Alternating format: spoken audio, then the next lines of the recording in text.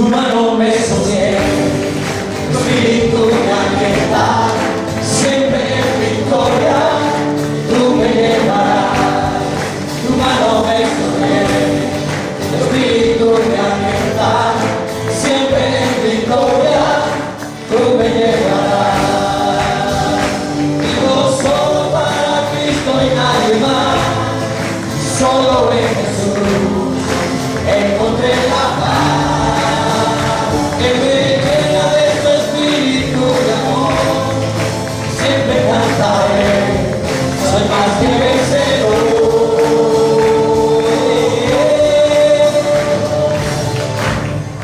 Tu mano me sostiene, tu espíritu me alienta, y siempre en victoria tú me llevarás. Tu mano me sostiene, tu espíritu me alienta, siempre en victoria tú me llevarás.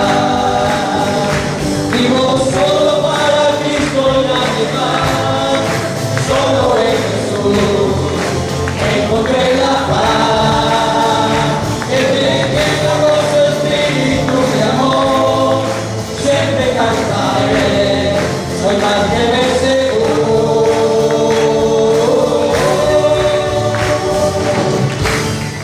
Tu mano me sostiene, tu espíritu me alienta, siempre en victoria tú me llevarás. Tu mano me sostiene, tu espíritu me alienta, siempre en victoria tú me llevarás.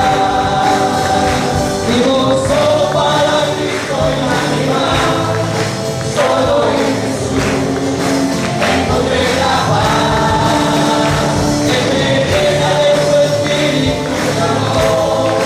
Siempre cantaré, soy más que vencedor.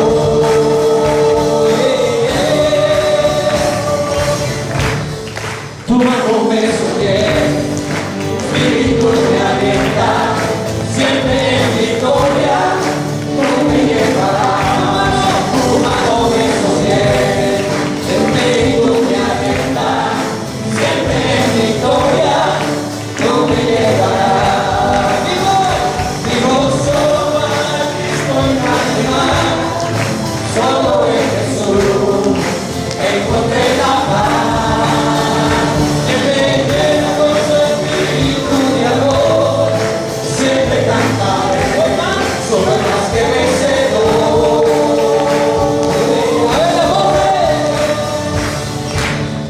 Tu mano me sostiene, tu espíritu me alienta, siempre en victoria tú me llevarás. Tu mano me sostiene, tu espíritu me alienta, siempre en victoria tú me llevarás. Tu mano me sostiene, tu espíritu me alienta, siempre en victoria tú me llevarás. Tu mano me sostiene, tu espíritu me alienta, siempre en victoria tú me llevarás. Tu mano me sostiene, tu espíritu me alienta, siempre en victoria tú me llevarás. Vivo solo para Cristo y nadie más, solo en Jesús encontré la paz, que me llena de su espíritu de amor. Siempre cantaré, soy más que vencedor.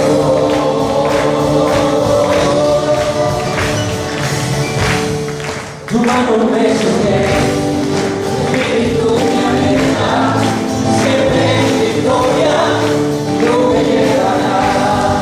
Tu mano me sostiene, tu espíritu me alienta, siempre en victoria tú me llevarás.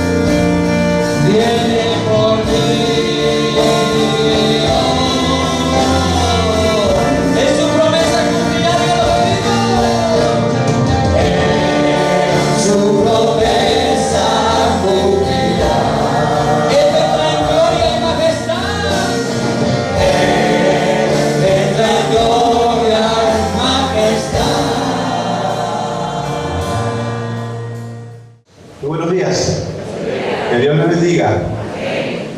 Si se ven bonitos desde acá. Diga gracias por lo menos. Qué bueno es tenerle acá nuevamente. Bienvenidos todos. Nosotros, Pastor Enrique y mi persona, acabamos de aterrizar ayer desde el taxi de la ciudad de San Cristóbal. Estábamos allá toda esta semana en la Convención Nacional de Iglesias de la organización OBICE. Y no está de más decir esto, quiero introducir o dar algunos anuncios en esta mañana, no sin antes pues dar la bienvenida a todos. Busquemos tres citas: Juan 17:3, Juan 14:26 y Mateo 1 y Mateo capítulo 1. Voy a leerles para ustedes acá. Juan dice de la siguiente manera: Juan 17:3 dice: y esta es la vida eterna, que te conozcan a ti, el único Dios verdadero. ¿Y a quién? ¿Sí está allí? ¿No? Voy a leer acá, dice: y esta es la vida eterna, que te conozcan a ti, el único Dios verdadero, y a Jesucristo, a quien has enviado. La Biblia manda a que conozcamos a quién. A Dios. ¿Y a quién más? Y a Jesucristo. ¿Quién lo manda? ¿Quién lo manda? ¿Quién lo dijo? Jesús. Jesús lo dijo. El capítulo 17, si usted tiene una Biblia que tiene letras rojas, todo el capítulo 17 va a estar impregnado de letras rojas. Cuando una Biblia tiene letras rojas, es porque esa palabra la dio ¿quién? Jesús. Esa es la oración de Jesús por sus discípulos, la oración de Jesús por el mundo. Y Él manda, y Él dice en el versículo 3: y esta es la vida eterna, que te conozcan a ti, el único Dios verdadero, y a Jesucristo, a quien has enviado. Vamos al 14:26. Dos hojitas más atrás, el capítulo 14, versículo 26 dice: mas el Consolador, el Espíritu Santo, a quien el Padre enviará en mi nombre, ¿qué dice? Él, ¿quién? El Espíritu Santo dice: Él les enseñará algunas cosas, todas las cosas, dice. Él os enseñará todas las cosas y os recordará todo lo que yo os he dicho. ¿Está escuchando usted esto?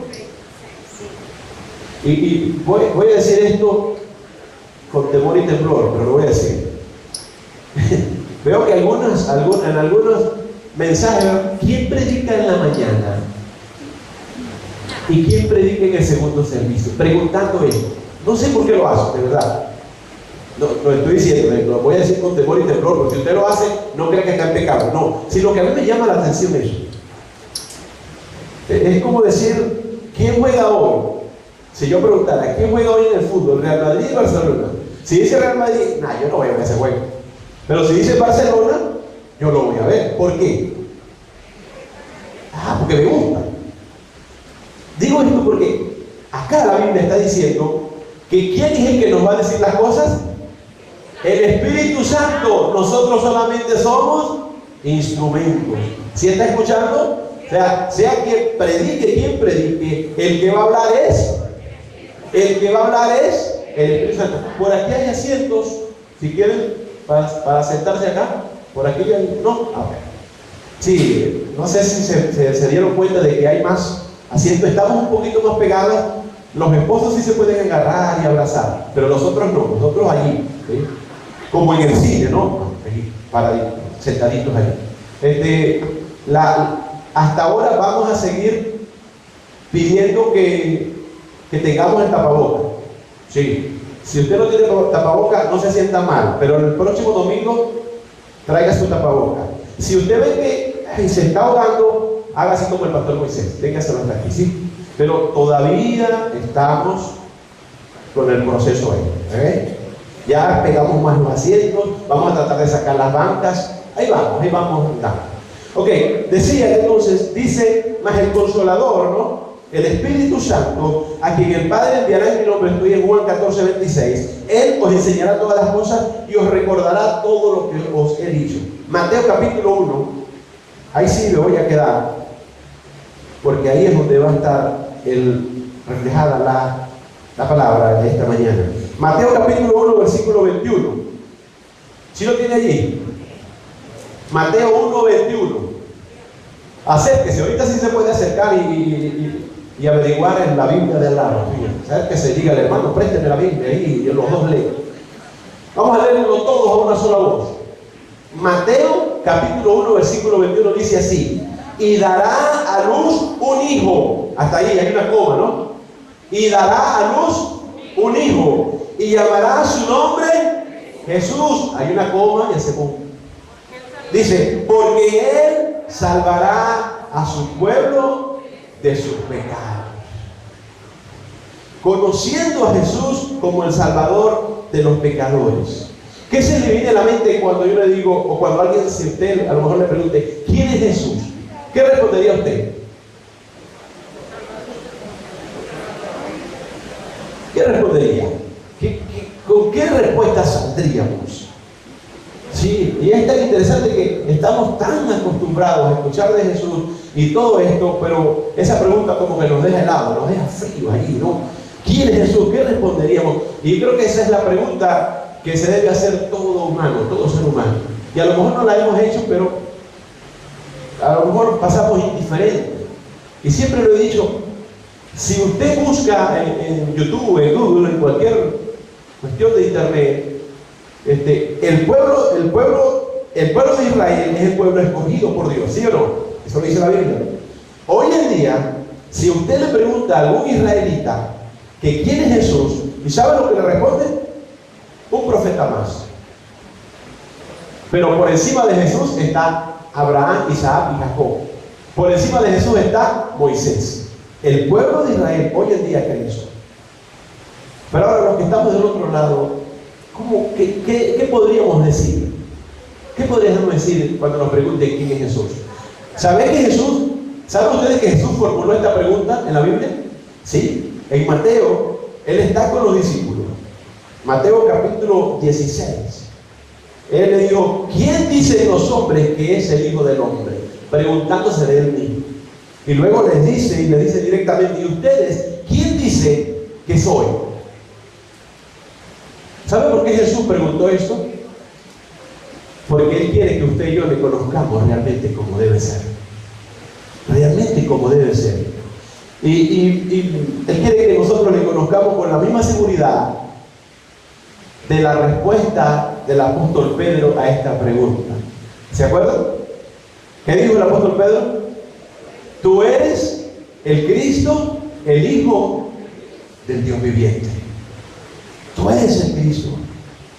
Y como les decía, el propósito de estas predicaciones, de estos 2 meses, lo que es octubre y noviembre, antes de llegar a diciembre, es que conozcamos a Jesús como dice la Biblia, que conozcamos a Dios, que conozcamos a Cristo como el Cristo, no solamente como un Cristo histórico, porque entonces vamos a ser igual que los católicos, que nos acordamos de Jesús cuando, en Semana Santa, cuando pasan las películas y lo crucifican, ¿sí o no? O nos acordamos que existe un Dios, cuando pasamos por una iglesia, cualquier iglesia, y vemos la iglesia y ¿qué hacen ellos? O cuando pasan por un cementerio, es que se acuerdan. O cuando están en una situación particular, es que, ¡ay, Dios mío, ayúdame! Entonces, queremos realmente que conozcamos a Jesús, por lo menos hoy lo vamos a conocer como el Salvador. Y hoy vamos a tratar este tema, el Salvador de los pecadores. Los nombres del Señor Jesús, por lo menos podrían ser 7. Te traje aquí 7. Jesús, en relación a lo que Él iba a hacer, su obra. ¿Y cuál era? ¿Qué dice el ángel? En Mateo 1:21 dice, y dará un niño y llamará su nombre Jesús. Y le dice el ángel, ¿por qué lo va a llamar Jesús? Porque Él salvará a su pueblo, ¿de qué? De sus pecados. Está también el nombre de Emmanuel, que en relación a lo que Él era, su persona. Está también el nombre Cristo, ¿lo has escuchado? Cristo, en relación a qué puesto iba a ocupar, su oficio. Está también el nombre Señor, que es el próximo domingo, conociendo a Jesús como Señor, en relación a qué puesto iba a tener, su señorío. Está también el nombre rey, en relación a qué rango iba a tener su reino. Está el nombre hijo de Dios, en relación con Dios, su misión. Y está también hijo del hombre, en relación con el hombre, su misión hacia él.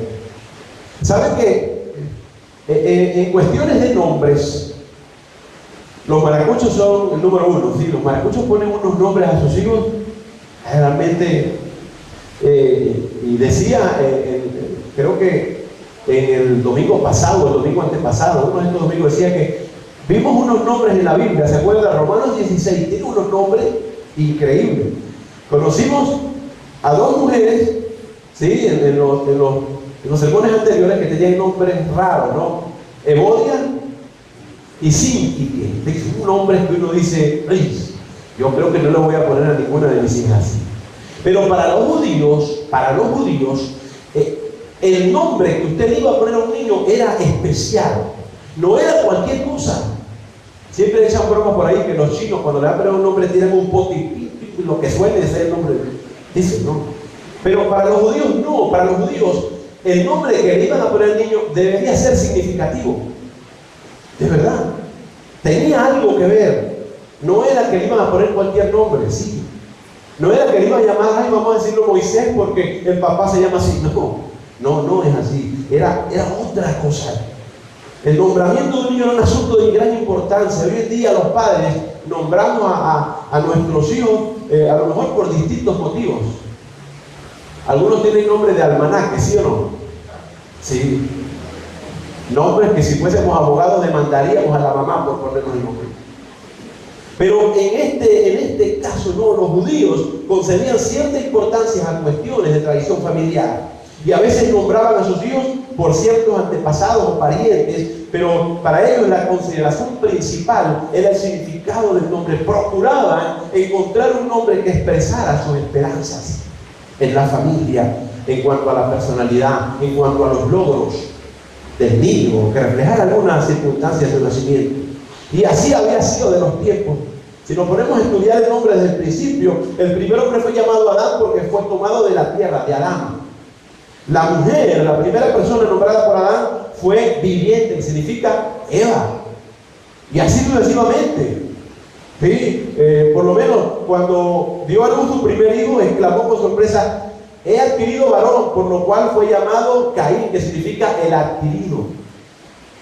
Luego, cuando Caín asesinó a Abel y le vino otro nombre, vino el nombre que se llamó Set, que también tenía un significado especial. El significado de ese es el sustituto, que sustituyó ¿a quién? A Abel. No eran nombres cualquiera.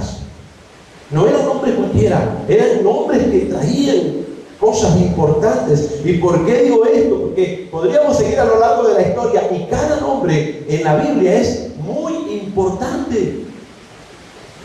Y digo esto porque vamos a comenzar el estudio especial, y otra vez le digo, tomen nota de eso, porque es especial y más para nosotros. Acabamos de cantar Cristo ven pronto y el Señor vendrá, pero conocemos a Dios realmente como debe ser. El ángel le dice a José, leamos bien, a ver, dice desde el versículo 20, capítulo 1 de Mateo: y pensando él en esto, he aquí un ángel del Señor, se le apareció un ángel a José, un ángel del Señor en sueño, y le dijo: José, hijo de David, no temas recibir a María tu mujer, porque lo que en ella ha engendrado del Espíritu Santo es. Dice el 21, sigue hablando el ángel a José en sueño, ¿sí? Dice: y dará a luz un hijo, y llamará su nombre Jesús. ¿Por qué Jesús?, le pregunta a José. A lo mejor no le pregunta, pero vamos a preguntarle, vamos a hacerle preguntas al texto. ¿Por qué Jesús? ¿Será que había alguien más que se llamaba Jesús en la vida de José? ¿O en la vida de...? No, el ángel se lo recalca. Dice: ¿por qué? Porque él salvará a su pueblo de sus pecados. Sigamos hasta el 25, dice: todo esto aconteció para que se cumpliese lo dicho por el Señor por medio del profeta, cuando dijo: he aquí una virgen concebirá y dará a luz un hijo, y llamará su nombre, ¿qué? Emmanuel, otro nombre, que traducido es Dios con nosotros. Y despertando José del sueño, hizo como el ángel del Señor le había anunciado. ¿Qué? No dejó a María, ¿verdad? Y recibió a su mujer, pero no la conoció hasta que dio a luz a su hijo primogénito y le hizo un vaso al ángel. Y dice la Biblia, y le puso por nombre Jesús. Jesús es el único salvador de nuestros pecados. ¿Sabe que Jesús, el significado de Jesús, ¿sabe usted cuál es el significado de Jesús en la Biblia? Es una transliteración del nombre hebreo Josué. ¿Qué significa Josué? Jehová es salvación. ¿Sí? En el hebreo, en el Antiguo Testamento. Ahora en el griego, Jesús Él es el Salvador. Cuando le pregunto, ¿qué significa Jesús? Mi Salvador. Y Salvador. Hechos capítulo 4:12. ¿Saben que en esta aquí, en Hechos capítulo 4, si usted lo busca, la curación de un cojo antes, la curación de un cojo a través de Pedro y a través de los discípulos, causó un revuelo interesante. Allí en el capítulo 3, capítulo 4, vemos en Hechos muchas cositas que pasaron allí. Pero más adelante, Pedro y Juan ante el concilio, después de la curación del cojo y tal, y Juan dice estas palabras, capítulo 11 de Hechos 4. Hechos capítulo 4, versículo 11. Dice así, este Jesús, hablando de Jesús, que venía hablando, este Jesús es la piedra reprobada por vosotros los edificadores, la cual ha venido a ser cabeza del ángulo. Y dice estas palabras interesantes, importantes, que usted y yo no las aprendamos. El capítulo 12. Dice, y en ningún otro hay salvación. ¿De quién estaba hablando? De Jesús. Del nombre que le había dicho el ángel que le pusiera al hijo de María, porque se tenía que cumplir la profecía. Dice, y en ningún otro hay salvación, porque no hay otro nombre bajo el cielo dado a los hombres en que podamos ser salvos. No es Buda, no es el Papa, no es ningún otro. Se llama Jesús. Es el único camino al cielo, dijo él. Yo soy el camino y la verdad y la vida. Nadie va al cielo, nadie va a donde está el Padre si no es a través de mí. ¿Por qué? ¿Por qué de mí? Dijo. Preguntarán. Porque Dios dijo que Jesús era el Salvador. Conociendo a Jesús como el Salvador de los pecadores. Jesús salva. Mateo 18:11, Él vino a salvar. 1 Timoteo 1:15, Él vino a salvar a los pecadores. Colosenses 1:14, Él vino a salvarlos por medio de su propia sangre. Tito 2:14, Él vino a salvarlos de toda iniquidad. Hebreos 4:12, Él vino a salvar porque nadie más puede hacerlo. Toda la palabra de Dios tiene un solo tema, la salvación de los pecados. Y la Biblia tiene mucho cuidado en enfatizar que nuestro Señor Jesucristo es el único Salvador. El único Salvador, no hay nadie más. Si usted coloca a alguien más, no es. O si usted quiere colocar a alguien más, no es así. Jesús es el único y suficiente Salvador. En la Biblia hallamos historias de esclavitud, de sufrimiento y de dolor del pueblo de Dios que de verdad nos impactan. Sí, voy a leer algunos extractos, de repente no lo busque porque coloqué aquí en el profeta Jeremías, en Eclesiastés, cuando está hablando de la cautividad allá en Babilonia, en el año 606 a.C., el profeta Jeremías plasma con penosa claridad los horrores de aquella terrible situación. Y él dice así, voy a leer algunos pasajes de Lamentaciones. Todo su pueblo buscó su pan suspirando, dieron por la comida todas sus cosas preciosas. Mis ojos desfallecieron de lágrimas, se conmovieron mis entrañas. Mi hígado se derramó por tierra a causa del quebrantamiento de la hija de mi pueblo. Cuando desfallecía el niño y el que mamaba en las plazas de la ciudad, la lengua del niño se pegó, la lengua del niño de pecho se pegó a su paladar por la sed. Los pequeñuelos pidieron pan y no hubo quien se lo repartiese. Oscuro más que la negrura es su aspecto. No los conocen por las calles. Su piel está pegada a sus huesos, seca como un palo. Más dichosos fueron los muertos a espada que los muertos por el hambre. Porque estos murieron poco a poco por falta de los frutos de la tierra. Las manos de mujeres piadosas cocieron, o sea, cocinaron a sus hijos, dice el profeta. Sus propios hijos les sirvieron de comida en el día del quebrantamiento de la hija de mi pueblo. Cumplió Jehová su enojo, derramó el ardor de su ira y encendió en Sión fuego que consumió hasta sus simientes. Todo esto le pasó al pueblo de Israel debido a su rebeldía y debido a su pecado. Y está escrito allí en Lamentaciones, capítulo 1, capítulo 2, capítulo 4. Está escrito todo esto. Pero algo todavía mucho peor, algo todavía peor y terrible y perpetuo es lo que le espera a todo pecador. ¿Sabe dónde? En la muerte eterna, en el infierno. Sí. ¿Y por qué debo hablar de esto? Porque estamos hablando de Jesús como el Salvador de los pecadores. Y es así. Todavía queda algo peor, terrible y perpetuo, es lo que le espera a todo pecador. La Biblia dice que le espera la condenación eterna en el infierno. Por esto Dios, en su infinito amor, envió a su Hijo Jesús, para que Él nos salve de nuestro pecado. Así que meditemos un poco el día de hoy.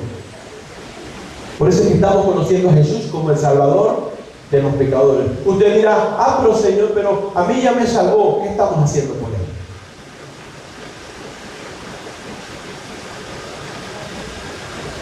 Tengo dos puntos nada más. El segundo punto es Jesús, Salvador de pecadores. Mateo 1:21, la parte B.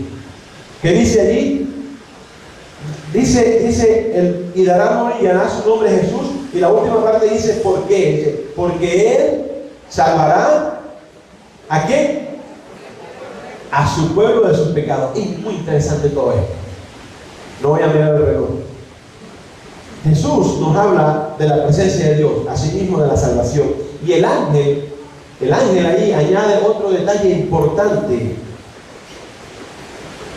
Es el pecado que Dios nos salvará en Jesucristo. El niño no nacería como líder político. El niño no nacería como otra cosa más que estaban esperando los judíos. No. Su salvación no será en primer lugar de orden social, sino de orden moral y de orden espiritual. Porque había un revuelto. Estaba equivocado el pueblo, se había alejado de Dios, le había dado la espalda a Dios. No viene para salvar a los judíos de la esclavitud romana.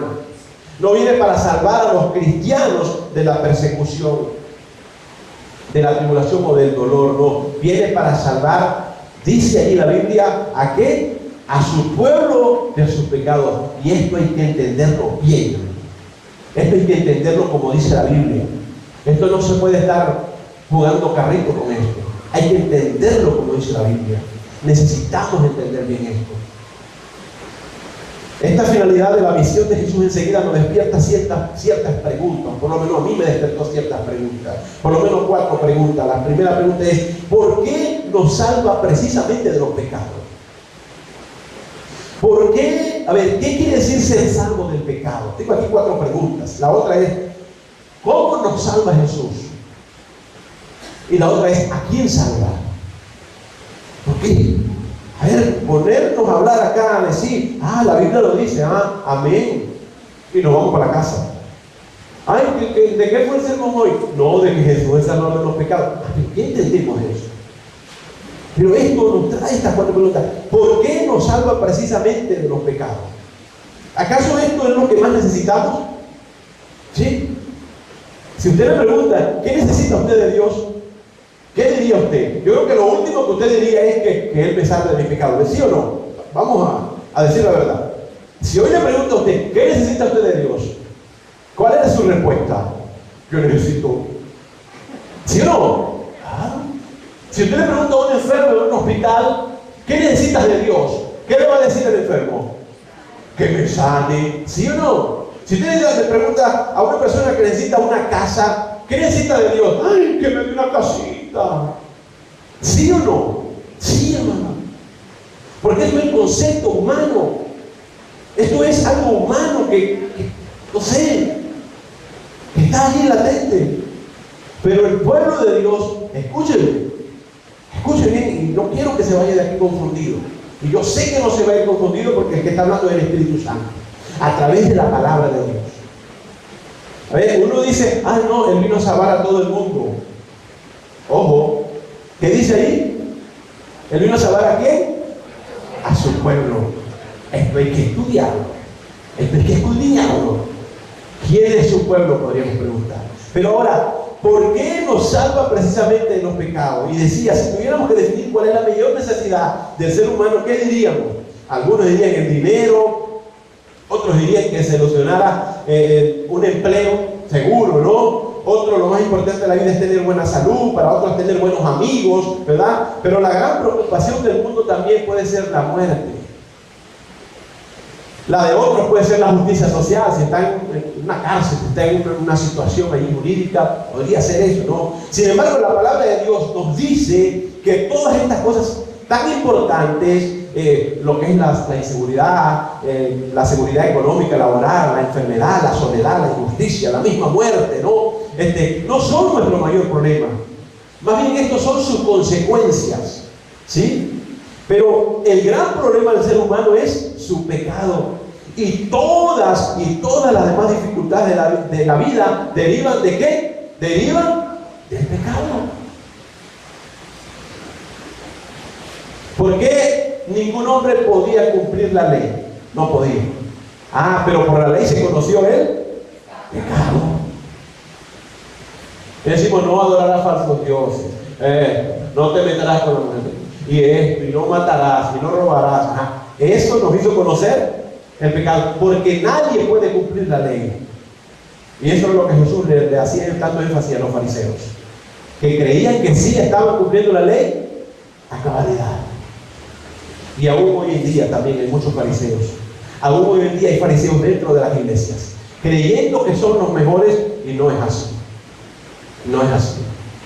En nosotros comienza, desde que pedimos perdón, comienza en nosotros un proceso, un ministerio de Jesús que se llama santificación.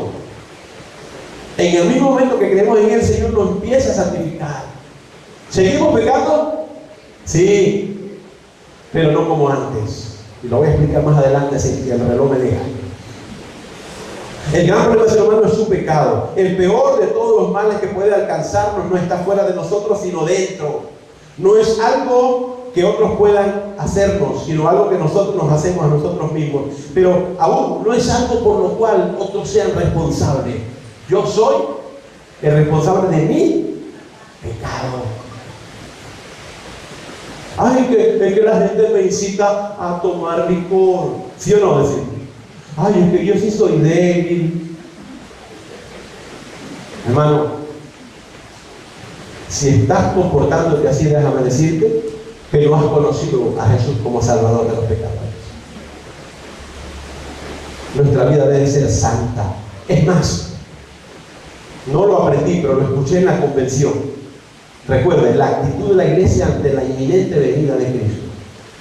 ¿Cómo debemos estar? Viviendo piadosamente, viviendo justamente el Hijo de Dios. Porque el que está esperando a Cristo es ¿quién? ¿Es quién? ¿Quién es Cristo? El novio, ¿no? ¿Y quién es la novia?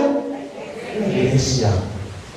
Debemos estar comportándonos como dice la Biblia. Debemos estar comportándonos como dice la Biblia. Pablo decía, yo que a lo mejor de los pecadores soy el primero. Lo decía Pablo, el autor de casi la mitad del Nuevo Testamento. Los demás problemas, aparte del pecado, pueden ser solucionados por Dios con facilidad. ¿Qué dice Mateo 6:33? Mas buscar primeramente el reino de Dios y su justicia, y todo lo demás vendrá por ayuda. Estaba hablando de 3 o 4 cosas que usted y yo nos preocupamos, ¿sí o no? Sí. Si usted no está escuchando bien este sermón de hoy, es porque está pensando, ay, ¿qué voy a hacer de almuerzo? No, el Señor se encarga de eso. Sí, ahí en el contexto de Mateo capítulo 6, ¿de qué estaba hablando? De lo que vamos a comer, de lo que vamos a vestir, de que si crecemos una estatura abajo, o de que, no, el Señor dice, si me buscan rectamente como debe ser, y su comportamiento es real, como debe ser un hijo de Dios, las demás cosas vendrán ¿Qué quiere decir eso? Yo me encargaré, dice el Señor, de eso. ¿Sí o no? Sí, es así. ¿Qué quiere decir? ¿Por qué nos salva precisamente en el pecado? Es por eso. Porque es de lo único importante que nos puede salvar, de nuestros pecados. Para eso vino Él a morir en la cruz. Ay, que Jesús murió por nuestras enfermedades. Mentira del diablo. Esto es mentira. Él no murió por nuestras enfermedades. Él murió por nuestros pecados. ¿Que puede sanarnos? Otro contexto es eso. Otro contexto. Ay, que Isaías dice sí. Él dice que llevó nuestras enfermedades, no que murió por nuestras enfermedades. Cuando vamos a orar al hospital, vamos, sigamos visitando el hospital, llorando por los enfermos, pero teniendo fe que hay un Dios que puede sanar cualquier enfermedad. Amén. Él murió por los pecados. ¿Por qué nos salva el Señor de los pecados? Por esto, porque es lo que necesitamos. Segunda pregunta, ¿qué quiere decir ser salvo del pecado? ¿Qué quiere decir ser salvo del pecado? Algunas veces tomamos esto muy deportivamente, como dicen por ahí, pero es algo espiritual y algo muy grande y especial. Salvación de los pecados, dijo el ángel. Salvación de los pecados. Con esta frase, el ángel quiere indicarnos al menos dos necesidades. Dos necesidades nuestras suplidas por Jesús. Una es la necesidad del perdón, ¿sí? Y la otra es la necesidad de una capacitación moral, porque somos inmorales. El mundo es inmoral. El mundo necesita perdón, pero también el mundo necesita cambiar su capacidad moral, porque somos inmorales. Y estas dos cositas van de la mano. La necesidad del perdón. Si has ofendido a alguien, y lo dice también la Biblia, sabe que su relación con él o con esa persona, ¿qué es lo que la puede restaurar? ¿Sí me escucharon bien? Si usted ha ofendido a alguien, ¿verdad? Y usted se va, y él se va, ¿se van enojados sí o no? Lo ofendiste, ¿no? ¿Qué es lo que hace que su amistad vuelva a ser restaurada? ¿El perdón? ¿Sí o no? El perdón. Ahí está. Hemos ofendido a Dios por nuestra vida inmoral y necesitamos el perdón. Yo me asusto cuando se acerca a mí.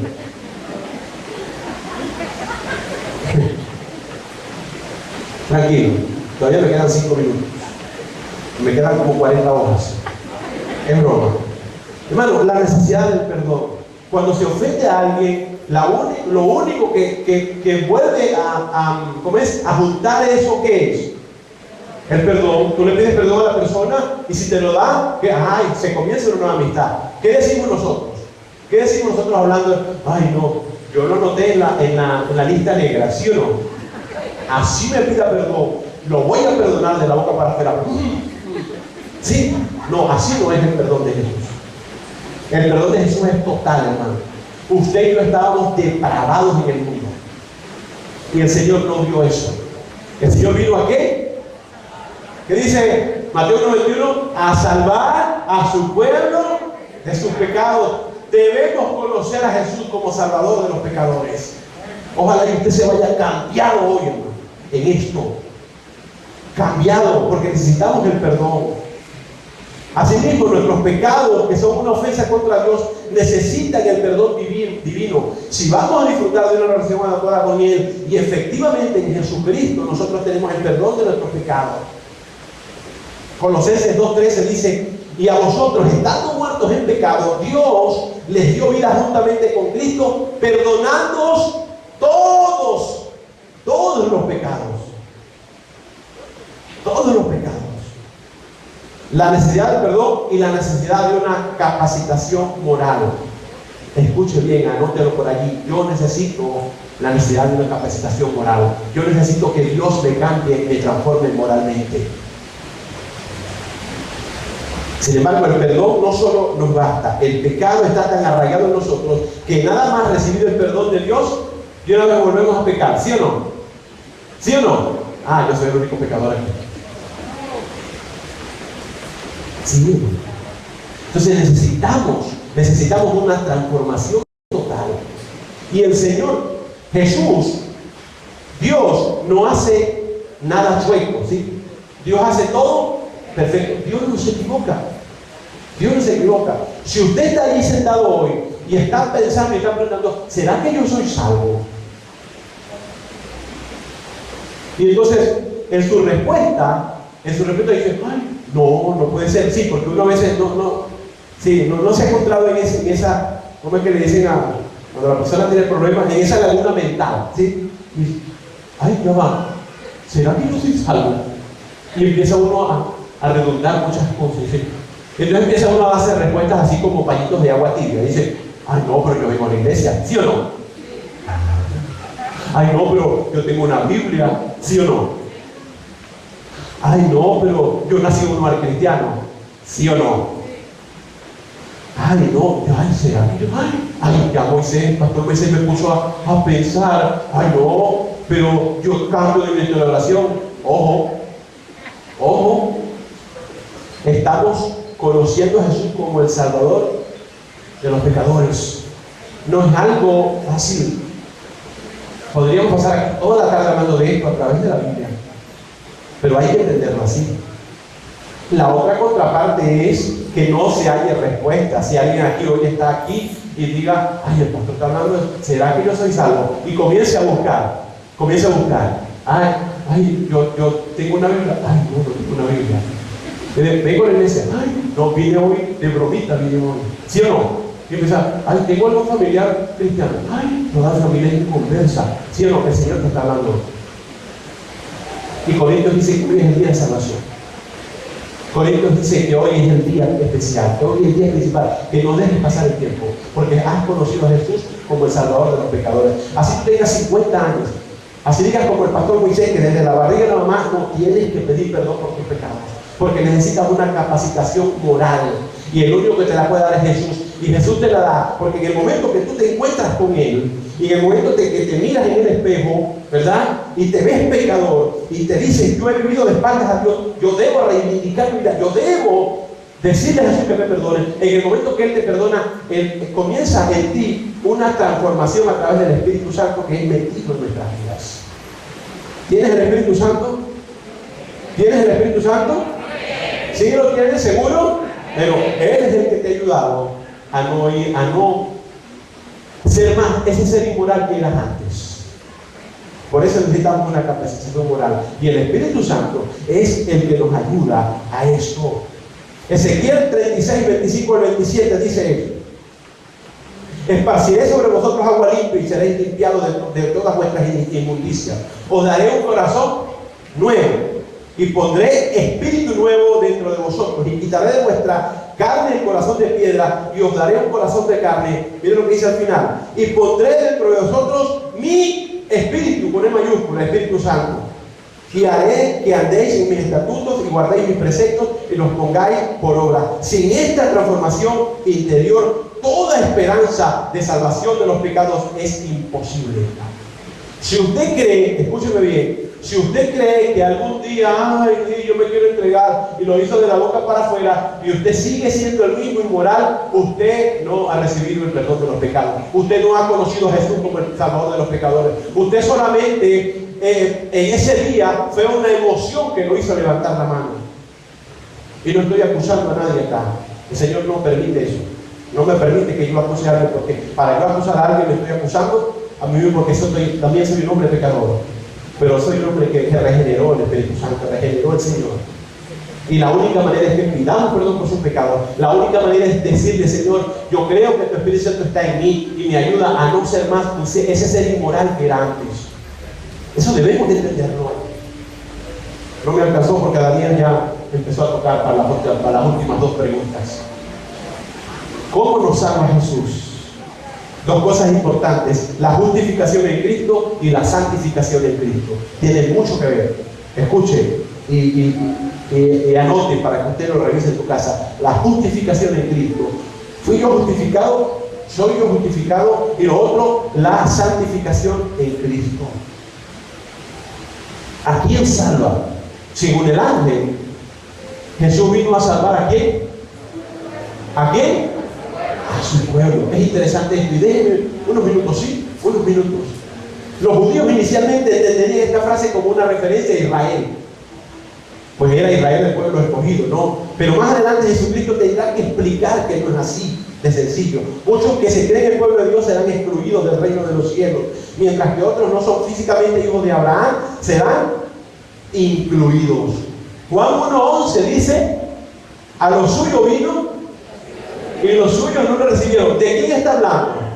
De Israel, allá, el pueblo, Israel. Nos tenemos que ir para allá, ¿sí? Versículo 12 que dice: mas a todos los que le recibieron, ¿sí? Mas a todos los que le recibieron, a los que creen, ¿en quién? ¿En quién? En su nombre. Dice, ¿cuál nombre?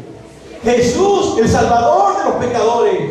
Dice, mas a todos los que recibieron, a los que creen en su nombre, Jesús, como el Salvador de los pecadores, ¿qué dice? ¿Cómo? Ahí está. A ese salva, a su pueblo. Antes, dice 1 de Pedro capítulo 2, versículo 9, antes no erais pueblo, pero ahora linaje escogido, nación santa, pueblo adquirido por Dios. Pero la fe es el factor determinante. Por eso es que Abraham es llamado el padre de la fe. No somos hijos por linaje, ¿sí o no? No, por el linaje no tenemos sangre judía. Pero somos hijos por la fe. ¿En quién? En Jesús, el Salvador de los pecadores. Es hora de que comenzamos que reconozcamos mejor a Jesús como el Salvador de los pecadores. Concluyo con esto. ¿Por qué es tan importante la pregunta acerca de la verdadera identidad de Jesús? ¿Por qué es importante que Jesús sea el Salvador de los pecadores? La razón más importante por la que Jesús tiene que ser Salvador es que si Él no es el Salvador, su muerte no habría sido suficiente para pagar el castigo de los pecados. Solamente Jesús pudo pagar este castigo infinito. Jesús tenía que ser el Salvador. Y el perdón de los pecados es nuestra máxima experiencia. Sí. Si usted hoy, pasen adelante los músicos, pasen adelante. Si usted hoy no se siente salvo, Jesús te está llamando. No hay vuelta atrás. Puede pasar cualquier cosa. Puede pasar cualquier cosa. Por ahí se está escuchando que, no, es que ya Dios sabe quién va a ser salvo, por eso no voy a predicar más. Mentiras del diablo, mentiras de Satanás. Se está predicando un evangelio diferente en todas las iglesias. Se está transversando el evangelio de la Biblia y se está diciendo que como sabemos que esa persona no va a ser salva, no le voy a hablar más de Jesús, que no le voy a pecar más. Se está predicando, que es que el que viene a Cristo y entonces cree en el Señor y es un hijo de Dios, no puede pecar más. Eso es mentira. Eso es mentira. Vamos a seguir pecando, porque mientras estemos en este cuerpo vamos a seguir pecando. No deliberadamente como lo hacíamos antes, pero vamos a seguir pecando. Por eso es que Jesús dice, el que comenzó la buena obra y nosotros la irás perfeccionando hasta el día de Jesucristo. Cuando Jesucristo venga, este cuerpo va a ser transformado. Ahí sí no voy a pecar más, porque la única manera de entrar al cielo es que yo sea completamente transformado. Y se está diciendo que no prediquemos más, porque el Señor sabe quiénes son los elegidos. Yo sé quiénes son los elegidos, pero el que le toca elegir, el que sabe quiénes son, es Dios. A usted y a mí nos toca seguir predicando. Nos corresponde seguir predicando. Amén. Si la Biblia habló a su vida en esta mañana, y si usted quiere venir delante del Señor, es momento que lo haga. Y dígale ahí mismo donde está sentado: Padre, Dios perdona mis pecados. Hoy te he conocido como el Salvador de los pecadores y quiero rendirme completamente a ti. Quiero que cambies mi vida inmoral por un ser moral. Y el pastor Moisés ha dicho que la única capacitación moral que hace eso es que tu Espíritu Santo venga y transforme mi vida. Esa es la única manera, no hay otra. Amén. ¿Por qué no se pone de pie? Y vamos a orar. Soberano Dios, aquí está tu pueblo, Señor. Gracias por este tiempo de adoración, por este tiempo de alabanza. Gracias por este tiempo de predicación. Te suplicamos que sigas hablando en nuestras vidas. Y si hoy alguien, Señor, escuchó esta palabra y quiere venir delante de ti, tú tienes el poder para salvarlo en esta misma hora, en este mismo momento, Señor. Ayúdale. Si él quiere que tú le salves, Señor, Tú lo vas a hacer en este mismo momento. No tiene por qué ser más nada. Y si así ha sido con alguna persona que está hoy acá, Padre, yo te pido que esta persona pueda venir a los pastores, pueda venir a los líderes de la iglesia a buscar ayuda, porque es necesario que busquemos en cada iglesia. Gracias porque hoy te hemos conocido un poco más como Jesús, como no aquel simple Jesús que recordamos en Semana Santa, sino como Jesús, el Salvador de los pecadores. Recibe la gloria en el nombre de Jesús. Amén. Dios me bendiga. Me alegraré y cantaré.